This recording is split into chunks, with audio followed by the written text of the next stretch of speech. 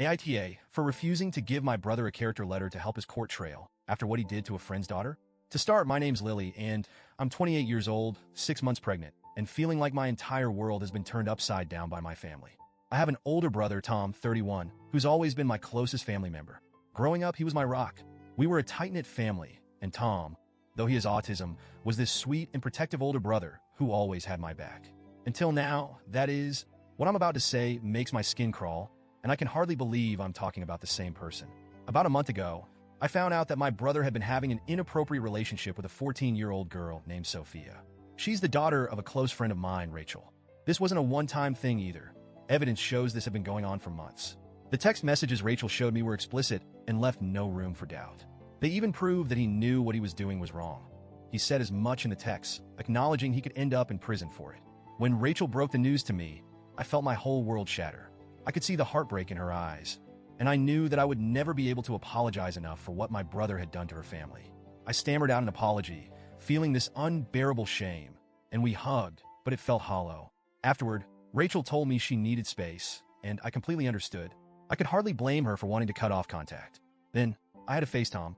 I confronted him, and his excuses were nauseating. He claimed he didn't fully understand, that he didn't mean any harm, but that was all tainted by the fact that he knew. He knew what he was doing was wrong, yet he did it anyway. In that moment, I felt this overwhelming sense of betrayal. The brother I thought I knew was gone. I decided then and there that I couldn't support him or even have him in my life anymore. My parents, though, refused to see things the way I did. They stuck by Tom, insisting that his autism was to blame, that he didn't understand. It felt like they were trying to rewrite the story, as if there was some alternate reality where what he did was excusable. They had seen the same text messages, but they were clinging to any shred of innocence they could, as if holding on to their version of Tom was more important than facing the truth. My mom is terminally ill, and she's been the one pushing the hardest.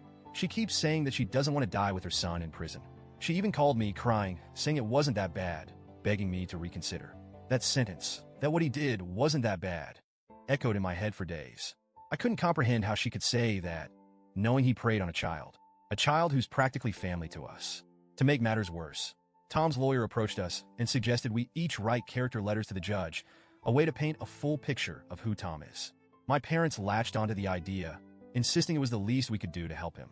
They wanted me to write about the Tom I used to know, the brother who used to carry me on his shoulders, who read to me at night, who was kind and protective. But how could I? I told them no. My husband was completely on my side, saying he couldn't imagine letting our daughter, who'll be born in a few months, grow up around someone capable of doing something so vile. We talked for hours trying to figure out the right thing to do. Every time I considered writing the letter, my stomach turned. The idea of pretending that he was still my hero felt like I'd be betraying not only Sophia, but my future daughter as well. My parents, though, didn't stop.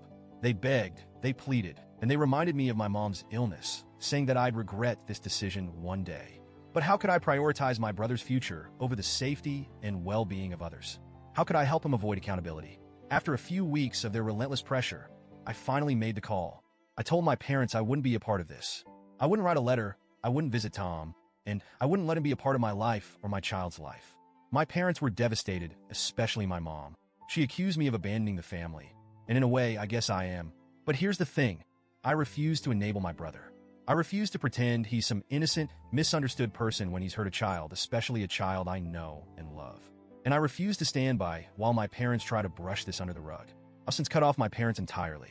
I want my child to grow up in a family that stands up for what's right, not one that makes excuses for something so inexcusable. It's hard. There's no other way to say it. It's gut-wrenching. I always wanted my child to have 2 sets of grandparents, but I realized that my husband's parents will be enough. We'll create our own family, one that isn't tainted by denial and excuses. As I sit here now, I feel a strange mix of sadness and relief. It's like I'm mourning the family I thought I had. I miss the closeness we shared, but I can't overlook what's happened. My only hope is that Rachel and Sophia can find peace somehow, though I know my family's betrayal must sting deeply for them. My husband has been a rock, reminding me that we're building a future based on integrity and safety for our child.